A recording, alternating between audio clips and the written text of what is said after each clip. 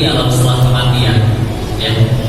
Ketika kita diberikan catatan amal kita, terus misalkan kita nyari perasaan waktu itu sedekah buat bangun masjid, kok nggak ada? Gak mungkin Allahnya berkata, yang iya kan masjidnya belum jadi pahalanya belum cair. Gak mungkin, ya, gak mungkin. Mau masjidnya belum jadi, selagi ibu udah berupaya, bahkan gak usah duitnya masih di kantong, ibu baru niat, itu aja udah jadi pahala. Ya, gak akan ada yang Allah sia-siakan. Di sini kita ngajak misalkan aku doa pasti, sedekah Bismillah. Indonesia terkenal sebagai negara yang paling dermawan.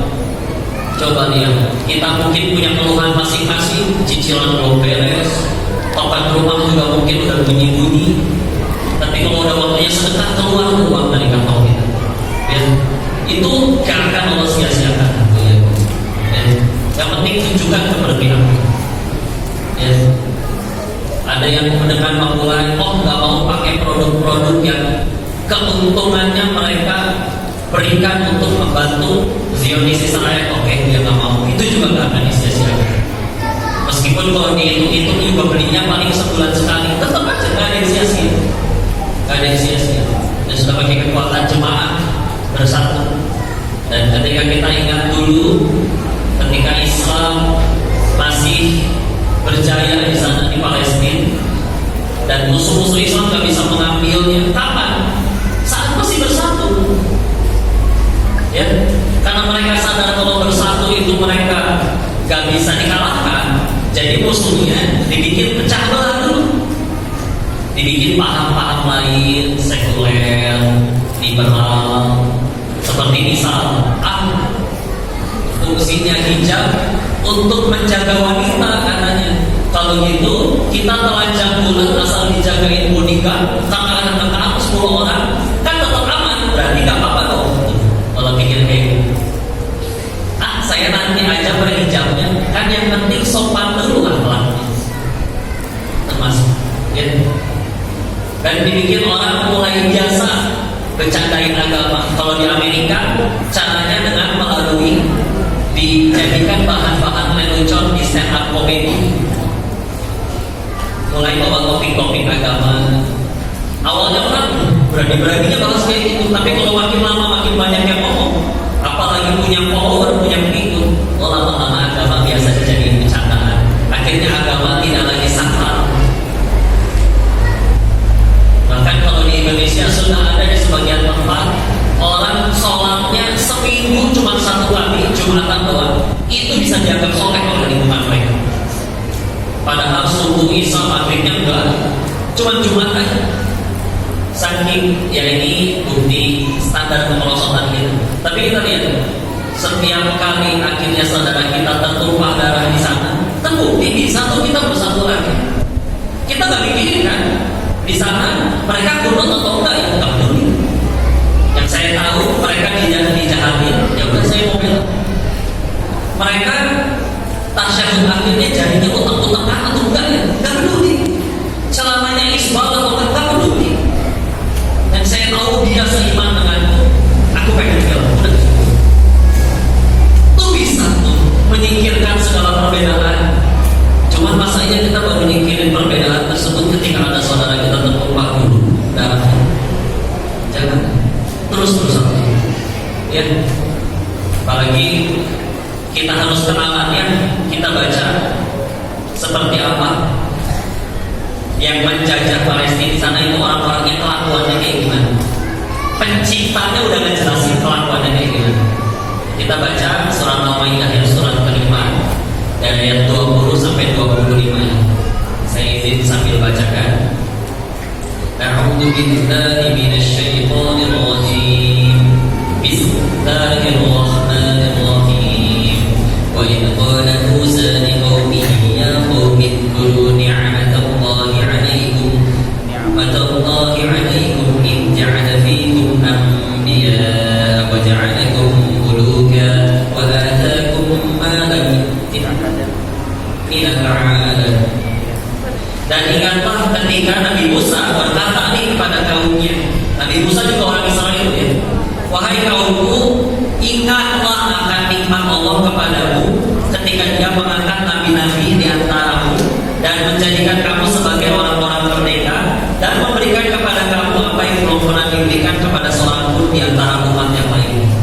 sekian banyak suku bangsa di dunia. Nabi demi Allah paling banyak dari Bani Israel. Diminta oleh Nabi Musa tuh itu teh diingat-ingat. Ditambah akhirnya kamu dijajah pun oleh Firaun, dimerdekakan. Jadi kalau mereka merasa diri mereka dimuliakan, memang dimuliakan, ya, memang dimuliakan. Tapi ayat-ayat selanjutnya akan menjelaskan. Ya qaumi udkhulul ardal muqaddasatan allati kataballahu lakum wa la tartaddu ala adbarikum fatanqalibu khasirin. Nah, diajak wahai kaumku, masuklah ke tanah suci Palestina yang telah ditentukan Allah bagimu. Kalau mereka ngaku-ngaku itu tanah kami, emang iya awalnya, karena memang disuruh ke sana. Dan janganlah kamu berbalik ke belakang karena takut kepada musuh, nanti kamu menjadi orang yang rugi. Bebas dari Mesir dan jajahan Firaun, diajak sama Nabi Musa tuh. Allah Tuhan kita nyuruh kita ke sana. Tapi lihat apa yang telah mereka lakukan, ya.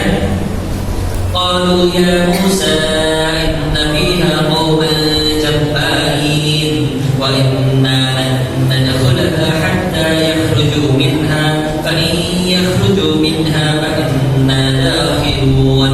Mereka berkata, wahai Musa, di dalam di negeri itu ada orang-orang yang kuat dan kencang. Nanti kami digebukin, bonyok. Kan sakit tahu, kami tidak akan memasukinya sebelum mereka keluar. Kalau mereka udah keluar, baru deh kami masuk. Si males aja ya. Nikmat udah banyak, didukung oleh nabinya. Bahkan dari yang turun juga ya. Qala rajulani minal ladzina yakhafuna an'ama Allahu 'alaihim wadkhulu 'alaihim al-bab fa idza dakhaltuhu fa innahum ghalibun wa 'ala Allahi fatawakkalu in kuntum mu'minin.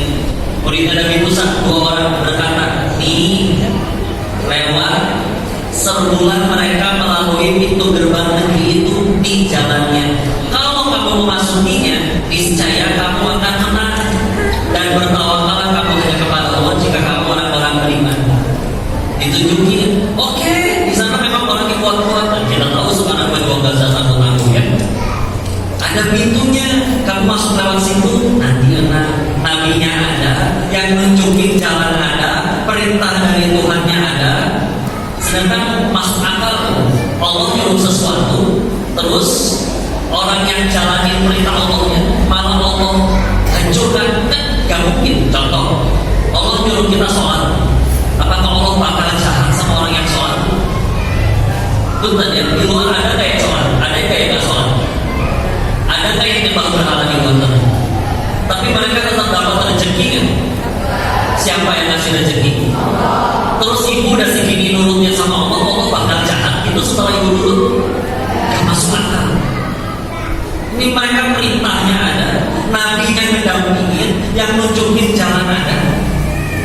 Malah di ayat 24 mereka yang berkata, qalu ya Musa inna lan nadkhulaha abadan ma damu fiha fadhhab anta wa rabbuka faqatila inna hahuna qa'idun.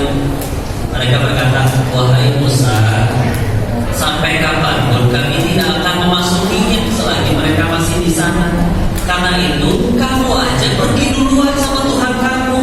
Entah kalau udah menang, kabarin ya, kami tunggu di sini. Coba, tinggal segitu banyak.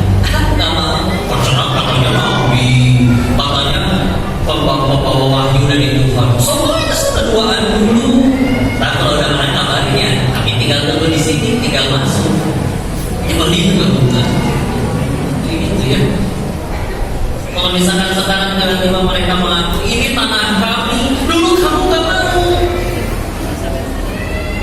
Sekarang tiba-tiba setelah di mana-mana diusir, di mana-mana gak diterima, tahu-tahu datang ke sana dengan kehausan kelaparan gak punya tempat tinggal.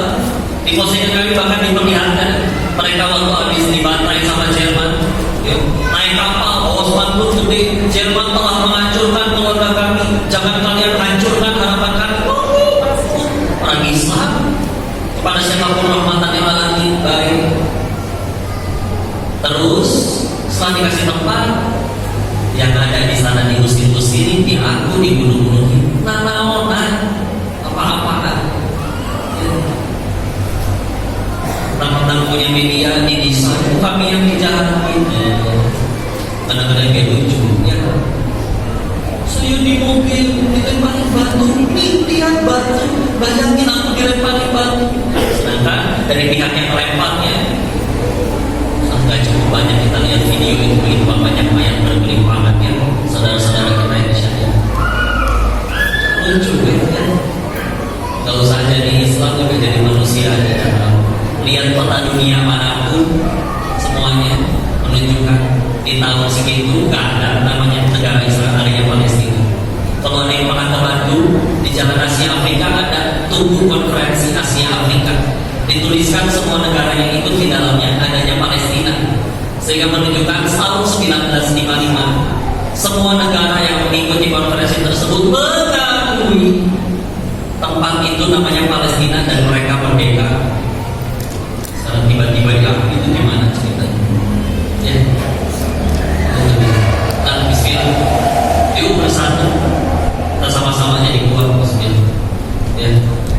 Dan aslinya juga mereka media doang, mereka sendiri juga kocak-kacir. Ya. Karena dua pihak yang berseteru di sana, yang Muslim pengen wafat, pengen banget syahid, mereka takut banget dan benci banget sama. Ya, mungkin kalau yang mengikuti media sosial kami, bahkan ada rekaman-rekaman ngelempar granat aja melenceng kemana-mana, diketawain sama pasukannya tangan kosong, jangan pakai batu, mereka pakai senjata, masukin ke logonya juga bingung. Karena emang dari awal tabiatnya boro-boro ini disuruh perang bareng nabinya aja gak mau. Apalagi sekarang mereka gak ada nabinya. Ya. Dan yang paling awal mereka sakit hati kan karena mereka ada di Madinah itu karena mereka percaya Allah, karena akan ada nabi lagi terakhir di sana.